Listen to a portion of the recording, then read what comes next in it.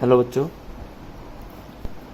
Last class में हमने EVS की जो क्लास थी हमारी, उसमें हमने आपका चैप्टर नंबर 4 किया था, थोड़ा सा पार्ट और फर्स्ट स्कूल, है ना। इसके हमने कुछ क्वेश्चंस किए थे। हमने पेज नंबर 28 तक किया था, यहाँ तक। ठीक है, आज हम इसका बाकी का बचा हुआ कवर करते हैं पार्ट। ठीक है, आज की क्लास में हम कवर करते हैं इसे। तो बच्चे ये कह रहा है think and right. Think and right मतलब कि आपसे जानना चाह रहा है कि आप क्या सोचते हैं और वो क्या लिखते हैं। अपने विचार लिखिए, एक तरह से खुद से सोच के लिखना है आपको। ठीक है, ये बताना है भाई, when I am sad I go to my. जब मैं उदास होता हूँ तो मैं किसके पास जाता हूँ भाई घर में। ठीक है, मम्मा, पापा, सिस्टर, ब्रदर, ग्रैंडफादर, ग्रैंड माँ। ठीक है, उसमें से आप देखना भाई, आप जब सैड होते हो तो आप किसके पास जाते हो। ठीक है, खुद से फिल करोगे। When I want to know about the past I go to my. जब मुझे अपने पास्ट मतलब कि अतीत, ठीक है, पिछले टाइम के बारे में, पुराने टाइम के बारे में मुझे जानना है अपने, तो मैं किसके पास जाऊंगा भाई किसी बड़े के ही पास जाऊंगा जिसने मेरे को बड़े होते हुए देखा है ना। जैसे हमारे मम्मी पापा, दादा दादी हो गए, चाचा चाची हो गए, ठीक है, या फिर और कोई भी हो सकता है, नाना नानी।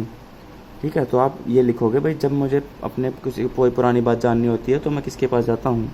ठीक है, when I want to know about the past I go to my, वो आप लिखोगे। When I want to share my secrets I go to my. तो अब यहाँ पे क्या लिखना है आपको, उस इंसान का लिखना है जो जिसके पास आप अपने सीक्रेट शेयर करते हो। ठीक है, कुछ ऐसी बातें होती है ना भाई जो हम सबके साथ नहीं कर सकते। ठीक है, सीक्रेट बातें अपने फ्रेंड्स के साथ करते हैं, या फिर कोई बड़ा भाई बहन है उसके साथ करते हैं। ठीक है, कई लोग अपने फादर मदर में से किसी के साथ कर लेते हैं भाई सीक्रेट शेयर, है ना। कोई प्रॉब्लम होती है तो किसी और को नहीं बताएंगे, उनको बताएंगे। ठीक है, या कोई ऐसे काम में सलाह लेनी है भाई, हाँ, जिससे हम और किसी से नहीं पूछ सकते, किसी को नहीं बता सकते, वो हम किसी एक इंसान से पूछते हैं। तो वो आपको लिखना है कि फ्रेंड है या फिर फैमिली मेम्बर है, जो भी है उसको आप लिखोगे। व्हेन आई डू अपना लिखोगे, मतलब जो आप जिसके साथ सीक्रेट शेयर करते हो अपने। When I do something wrong I go to my. जब भी मैं कुछ गलत करता हूँ तो मैं किसके पास जाता हूँ, वो आपको लिखना है। ठीक है, गलती करने पर आप किसके पास जाते हो। पेज नंबर 29 पे आते हैं अब। Everyone removes their shoes before entering the house. This is the practice in Surekha's family. Some of Surekha's friends enter her house without removing their shoes. Surekha's grandfather gets angry at that. अब भाई ये कुछ कह रहा है कि जब हम घर में घुसते हैं, ठीक है, तो हम शूज़ को बाहर निकालते हैं, है ना भाई। जूते चप्पल घर के अंदर नहीं लेके जाते हैं ना, बाहर ही उतारते हैं। तो ये एक क्या बोलते हैं, प्रथा चली आ रही है सुरेखा's फैमिली में। ये रूल है, ठीक है, वो सब फॉलो करते हैं कि भाई चप्पलें, अपने शूज़ वगैरह बाहर निकाल के आते हैं। तो कुछ फ्रेंड्स आए एक दिन सुरेखा की, और वो बिना ही चप्पल जूते अपने निकाले अंदर घुस गए। तो उस पर क्या हुआ भाई, Surekha's grandfather get angry at that. Surekha के जो ग्रैंडफादर थे, दादाजी थे, वो उस पर गुस्सा हो गए कि भाई ये ऐसे कैसे कर रहे हैं, हम तो बाहर निकाल के आ रहे हैं, ये अंदर लेके आ रहे हैं। ठीक है, तो अभी आपसे जानना चाह रहा है कि भाई are there any practices, particular practices followed by your family, what are those.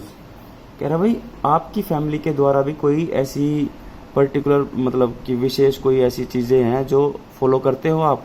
ठीक है, रूल रेगुलेशन ऐसा कुछ है घर में, तो और जो है उसको आप मेंशन करो। तो मैंने आपके लिए एग्जांपल किया है, आप खुद से भी इसे लिख सकते हैं जो आपके घर में, ठीक है, रीति रिवाज कह लो, या फिर कोई एक पर्टिकुलर रूल होता है वो चलता है। जैसे इनके में शूज़ वाला था, साफ़ सफाई वाला भी हो सकता है किसी के घर में। ठीक है, किसी के घर में होता है भाई नॉन वेज नहीं खाते, ऐसा भी रूल हो सकता है, वही प्रैक्टिस हो सकती है वो भी एक।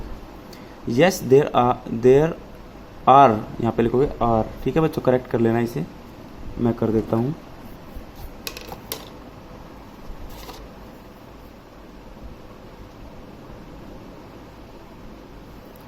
यस देयर आर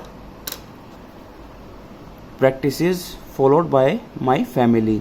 ठीक है, मैं कह रहा हूँ भाई हाँ, मेरे घर में भी कुछ प्रैक्टिसेस फॉलो होती हैं। We pray to God before having food. भाई ये भी एक आदत है ना, अच्छी आदत है या फिर हमें कहते हैं भाई आदतें हैं ये हमारी कुछ, ठीक है। तो हम जब भी खाना खाते हैं तो गॉड को थैंक यू बोलते हैं, प्रेयर करते हैं, ठीक है। ये एक प्रैक्टिस हो सकती है। We all go together for morning walk daily, हम सभी मॉर्निंग वॉक के लिए साथ जाते हैं, भाई ये भी एक प्रैक्टिस हो सकती है, हेल्दी प्रैक्टिस, ठीक है ना। सुबह सुबह मॉर्निंग वॉक के लिए जाते हैं जब हम सब साथ जाते हैं, ठीक है। तो आप और भी कुछ लिख सकते हो इसमें जो आपके घर में होता है, ठीक है बच्चों। ये मैंने आपके लिए एग्जाम्पल्स कर दिए हैं। Which practices you and your family do to keep your house and the surroundings clean. कह रहे भाई आप कौन कौन सी ऐसी चीज़ें करते हो अपने आसपास की जगहों को साफ, अपने आस पड़ोस को साफ रखने के लिए, ठीक है।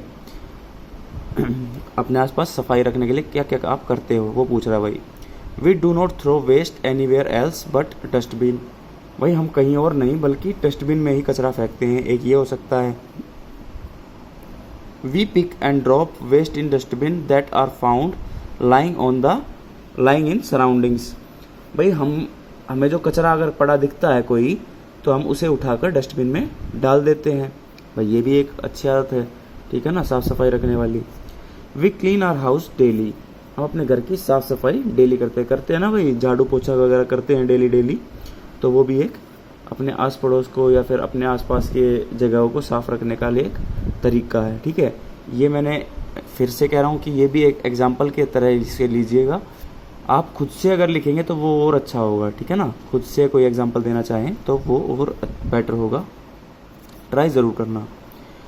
Does any member of your family have any particular habit like laughing loudly और singing when they are happy.